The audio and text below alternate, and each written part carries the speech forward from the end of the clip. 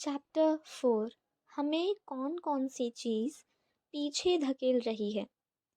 अगर हम अपनी कार ब्रेक लगाकर चलाएंगे तो क्या होगा? होगा ये कि हमारी कार कभी भी रफ्तार नहीं पकड़ पाएगी, क्योंकि ब्रेक्स रुकावट पैदा करती हैं और हमारी कार गर्म होकर बिगड़ भी सकती है। अगर कार का ब्रेक डाउन नहीं हुआ तो ब्रेक के कारण इंजन पर दबाव तो पड़ेगा ही। इसलिए हमें या तो इंजन को खराब होने देने होगा या फिर उसे तेजी से चलाने के लिए ब्रेक हटाना होगा। हमारी ज़िंदगी में भी यही चीज़ लागू होती है। हमारी ज़िंदगी को रफ्तार लेने से जो चीज़ रोक रही है वो है डर या फिर टालमटोल की आदत। यही सारी आदतें हैं जो किसी भी इंसान को कामयाब नहीं होने देती। 20 reasons why we are not achieving excellence. Number 1. Unwillingness to take a risk. कामयाबी पाने के लिए सोच समझकर खतरे भी उठाने पड़ते हैं। खतरा ना उठाने वाले लोग कोई गलती भी नहीं करते हैं, पर कोशिश ना करना कोशिश करके असफल होने से भी बड़ी गलती है। कई लोगों में फैसला ना ले पाने की आदत बन जाती है और ये छुआछूत की बीमारी की तरह फैलती जाती है। एक बार किसी ने एक किसान से पूछा, क्या तुमने इस मौसम में गेहूं की फसल उगाई है? किसान ने जवाब दिया, नहीं, मुझे बारिश न होने का अंदेशा था। उस आदमी ने फिर से पूछा, क्या तुमने मक्के की फसल बोई है? उस किसान ने जवाब दिया, नहीं, मुझे डर था कि कीड़े मकोड़े न खा लें। फिर उस आदमी ने कहा, आखिरकार तुमने बोया ही क्या है? किसान ने जवाब दिया, कुछ नहीं, मैंने कोई भी खतरा नहीं उठाने का फैसला किया।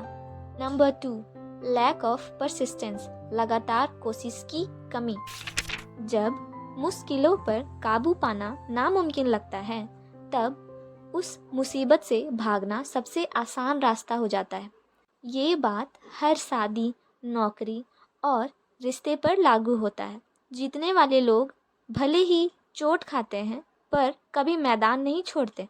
थर्ड, इंस्टेंट ग्रेटिफिकेशन, इच्छा फौरन पूरी करने की चाह।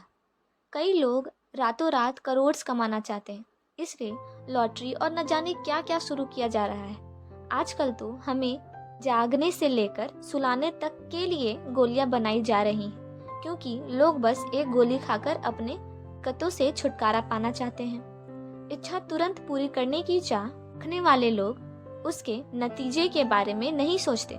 सीमित सोच के सहारे आप सार्थक लक्ष्य कामयाब नहीं कर सकते हैं। Number 4, lack to take risk. आपको आपकी ज़िंदगी में क्या चाहिए ये तय करना काफ़ी ज़रूरी है। अपनी प्रायोरिटीज़ ना पता होने की वजह से हमारा भी समय बर्बाद होता है। सफलता के राज को खोलने की सबसे ज़रूरी चाबी प्रायोरिटीज़ तय करना है। Number 5, looking for shortcuts.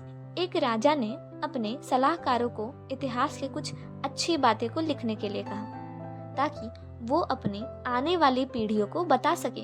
जब सलाहकारों ने कुछ किताबें लिखी तो वो राजा को काफी भारी भरकम लगी। तो राजा ने कहा कि इसे और छोटा करो। फिर उन्होंने सारी किताबों को मिलाकर बस एक किताब लिखी और राजा को वो भी बड़ी मुश्किल लगती। तो राजा ने कहा, इसे और छोटा करो।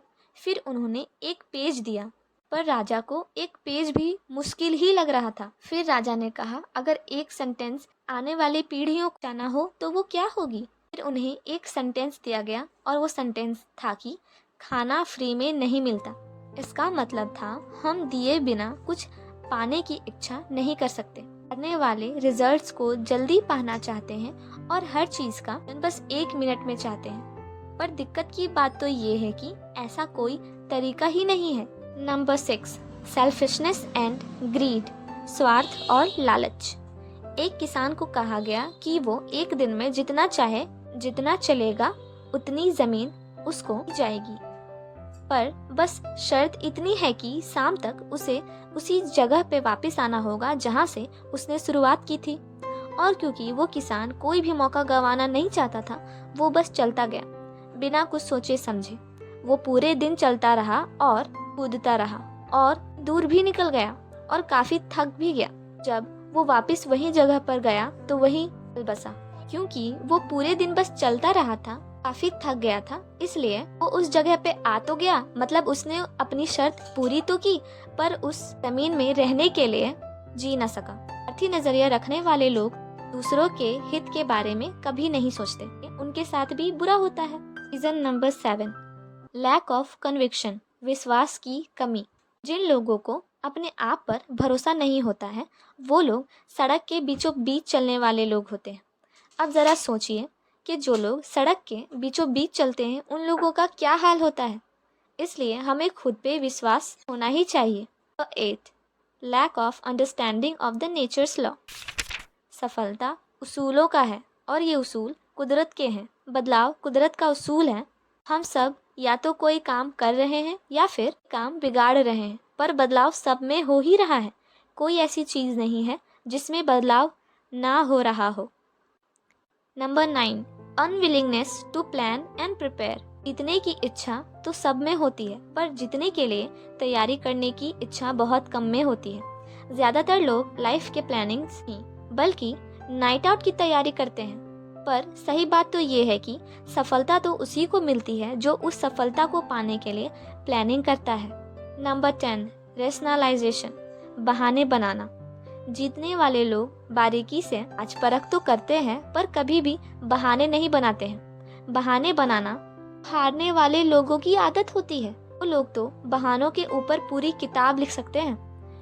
इंडिया में बंदर पकड़ने के लिए एक बॉक्स का इस्तेमाल करा जाता है। उस बॉक्स के अंदर बहुत सारी मूंगफली रख दी जाती है और इस तरह काम करता है कि जब भी कोई बंदर उसके अंदर अपना हाथ डालते हैं और मूंगफली लेकर जब भी वो अपनी मुट्ठी को बाहर निकालना चाहते हैं, वो नहीं पाते हैं। उनके पास बस 2 ही उपाय बचता है, या तो वो मूंगफली छोड़कर अपना हाथ निकाले या फिर मूंगफली को पकड़े रहे और अपने हाथ को भी वही छोड़ दें।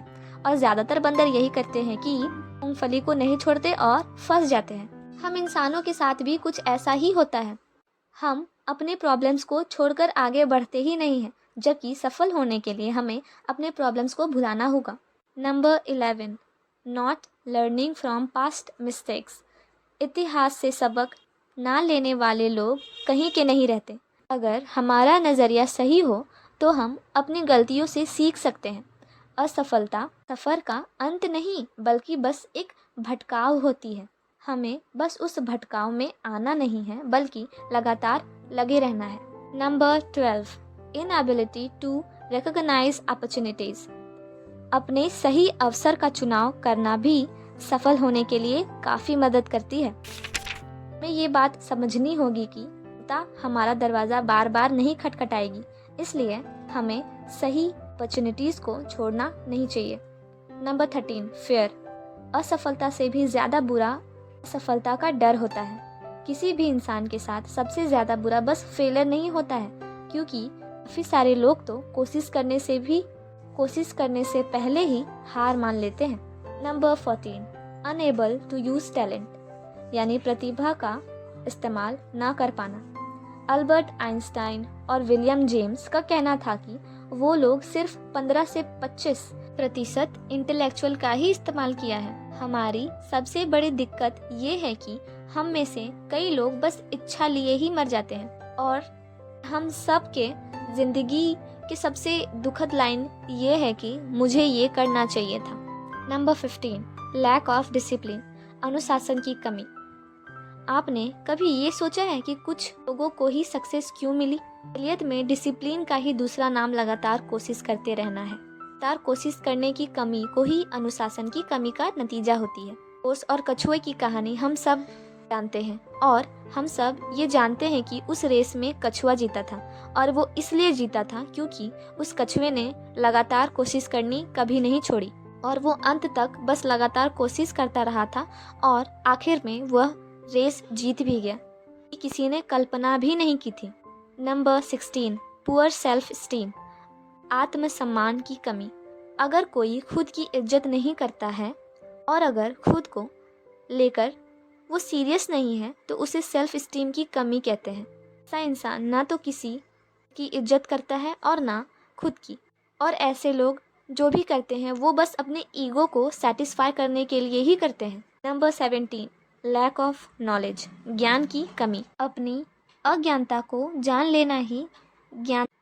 एक आदमी ने एक घोड़ा खरीदा और एक बड़े से पोस्टर में लिख दिया कि दुनिया का सबसे तेज दौड़ने वाला घोड़ा।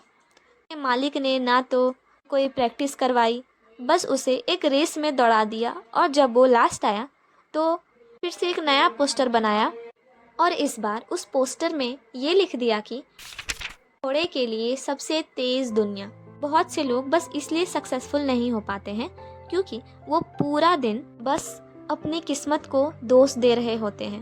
नंबर 19, लैक ऑफ पर्पस, उद्देश्य की कमी।